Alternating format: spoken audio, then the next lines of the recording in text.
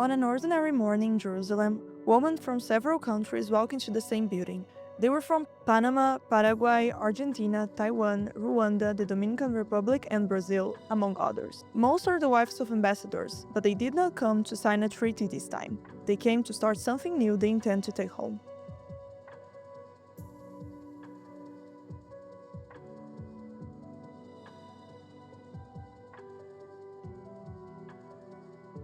Since we came to Israel and to Shalva 3 years ago, we start to be part of this family. And as a volunteer with my husband, we have bring to Shalva more than 50 ambassadors from the world. And after that, we feel that they really want to be part of this. So we have an idea to create a Shalva Diplomat Ladies Circle. And the idea is to bring these diplomatic women to work together around the disabilities and special needs cause. Each of them, they have a lot of power to spread the message and to work and go to their communities and to their countries. They are people that have the possibility to impact the entire world. They call it the Diplomatic Ladies Circle. It is barely a few hours old, but by the end of it, at least one country will have a plan on paper. It began with 3 women who found each other. I'm a mother from a daughter with Down syndrome from Shalva. We came from Brazil with my family because of Shalva, because we found here a facility like Shalva that gave us everything what we need to take care of our daughter. And since we came to Israel and to Shalva 3 years ago, we start to be part of this family. And as a volunteer with my husband, we have bring to Shalva more than 50 ambassadors from the world. The second founder volunteers every week with the 4-year-old's children. My name is Tali Ismajovic. I was born in Asunción, Paraguay, South America. And I came to Israel because of the mission of my husband. He's the ambassador of Paraguay in Israel. First of all, I want to talk a little bit about how I became a volunteer here at Shalva. My husband received an invitation and he came here. And when he arrived to the house, he says to me, you should go to that place. You should know that amazing project to be like. So we came and I got into this place and into many stories and into the personal story of Kalman, which is the founder of Shalva. And I said to myself that for sure I want to be more involved because this place has something that you cannot explain with words. We also thought about inviting more women because women are very powerful. Their argument to the other envoys was deliberately modest. Do one small thing in each country, then add it up. Spoke about it and we wanted to share the story of Shalva to many more women from all over the world. So we thought about the diplomatic women, the spouses of the ambassadors, and also people that worked at the embassy with power of decision. And we invite to be part of a group of people that really want to change a little bit of the world, because if we do something little in each community, in each country, for sure that we can do something big. Like the sum of everything, it will be something big. So we invite. And a deliberate choice, invite a woman. I'm Linda Cohen. I come from Panama. I'm the wife of the ambassador of Panama to Israel. Once you visit Shalva, Shalva stays with you in your heart forever, forever. It changes you. It converts you to a different person. So on our way out, my husband turned to me and said, Linda, we need to do something with this in Panama.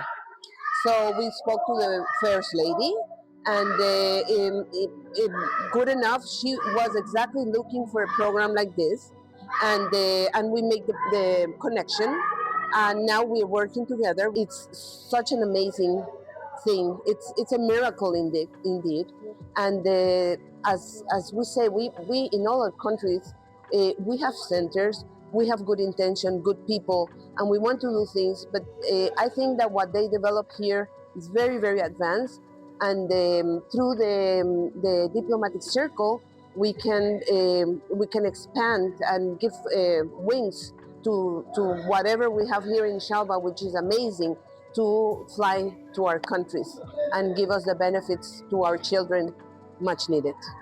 The room they filled was, by any diplomatic standard, unusual. My name is Valeria and I am from Argentina. My husband is the Argentine ambassador here in Israel. My second time here in Shalva. When they told me that they were doing a diplomatic woman movement, like I haven't doubt to come because this place is like truly special. From the moment you come in, you can realize this is a place full of energy, full of joy, and it's like really something that every country should learn. My name is Hope, and I'm from Rwanda, and I'm a student at Ben Gurion University, doing my master's degree in African Sustainable Studies. My friend from the embassy invited me, and I'm glad I came. I've been working in the non-charity organization. That's where my background is. Shalva, the few minutes that I've been here, the few hours I've been here, I've learned a lot that life is much more of giving than actually receiving. That's what brings satisfaction. My name is Chen Wei Ku. I come from Taiwan. I work at Taiwan mission in Israel. This is a very good journey, and I personally believe it was God's blessing to bring me here.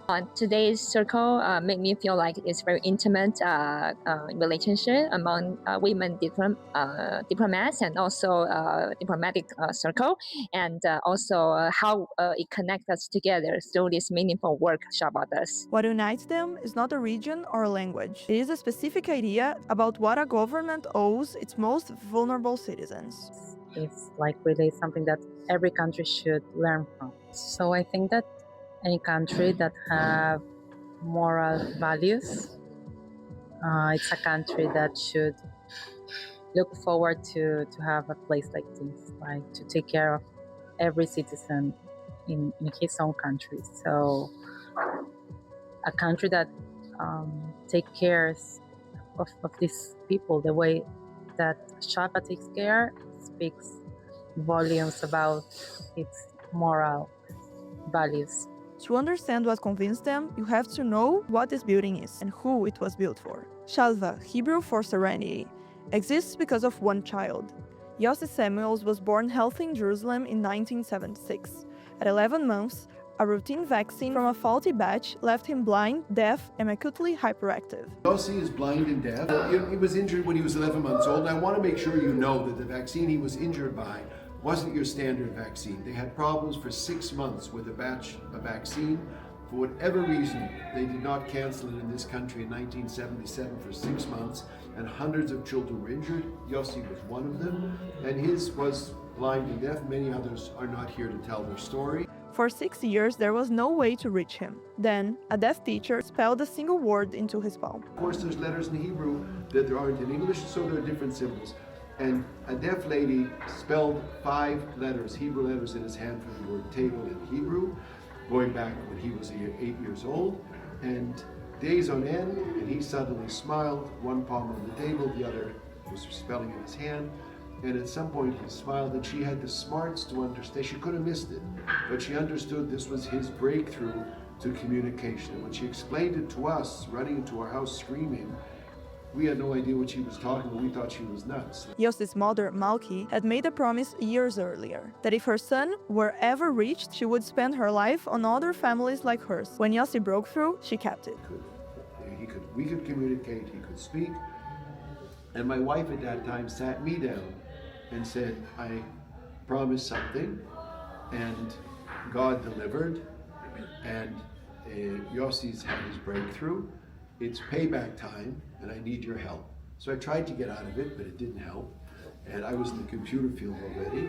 And over many, many years, it took till 7 years from that They began with a handful of children in a rented Jerusalem apartment. It grew into the national center these envoys are standing in. Thousands served free of charge. You're the whole length of the building, you're just taking off tremendous space.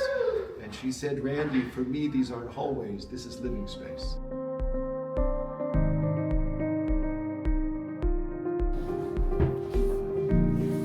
Abba, he says, Dad, how are you?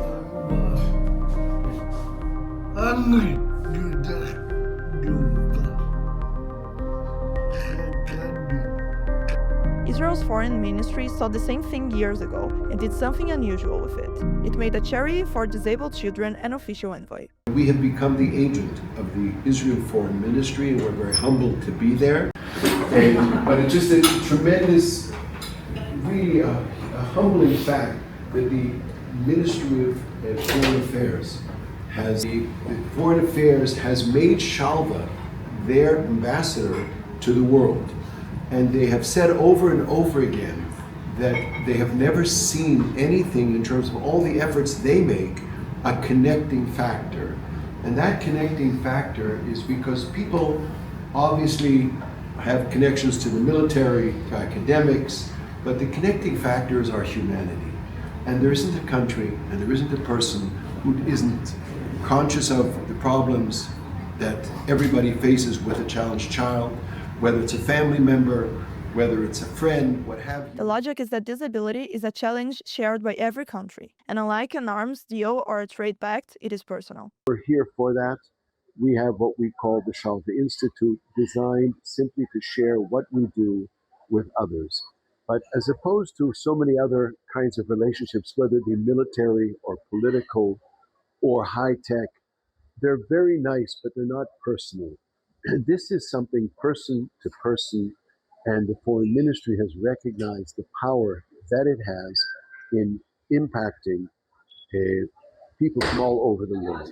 There's an institute here whose only job is to hand the method to other countries. It has a track record. We're very grateful. We're humbled that Shalva has literally gone global in this aspect. And there's no way of measuring the impact, but we are aware, given the reactions and the interest that countries have, that it is getting larger and larger. In more modern countries, of course, it's light years ahead. In more primitive countries, and we deal with a lot of them, I don't even want to begin to describe how they treat children with disabilities. But even there, we've had impact. Countries like Mozambique, the poorest country in Africa, that had absolutely nothing, and they now have a center for disabilities, a small one, but created by one man who came from Mozambique, and we trained him and we showed him everything he needed and shared all the materials. Which is a promise on offer to the countries in the room, not sympathy, a blueprint. One delegation did not wait for the circle to formalize. Panama already has a proposal in motion. One of my husband's invitation, part of the program that he had as soon as we came in, it was like just a few weeks being in Israel, we were invited to Shalva. And when we were heading at the end of the visit, of course, once you visit Shalva, Shalva stays with you in your heart forever. We already sent a proposal, Shalva sent a proposal to Panama to work in our neurodevelopment center that we have, the YENDI, to convert it in a much more productive center, working together with the professionals of Shalva. And even Kalman visited Panama and met with the First Lady. So it was really, really an important visit after we visited for the first time. That is what a working version of this looks like. The others are earlier but specific. I hope that in Argentina we can also do something like that, like here. But for sure, we don't have like such an organization like this where people volunteer themselves. Like, yes, for sure, we have rights and Argentina tries to support the way they can, but the way that Israel has is like really professional, amazing way. So I hope we can work together. We still have so many misconceptions towards children or youth or people with special abilities, and that's something that we need to work on. And I'm glad that here, at least, they have embraced it, and people with special abilities can live normally like any other human being. And that made me remain hopeful for the future of our world. I know everybody talks about the negative parts, and we see the news. A lot of news are about negative information and draw people very anxious about everything around us. But when we look at things around us, there are so many beautiful, pure things around us. My name is Maria Furman.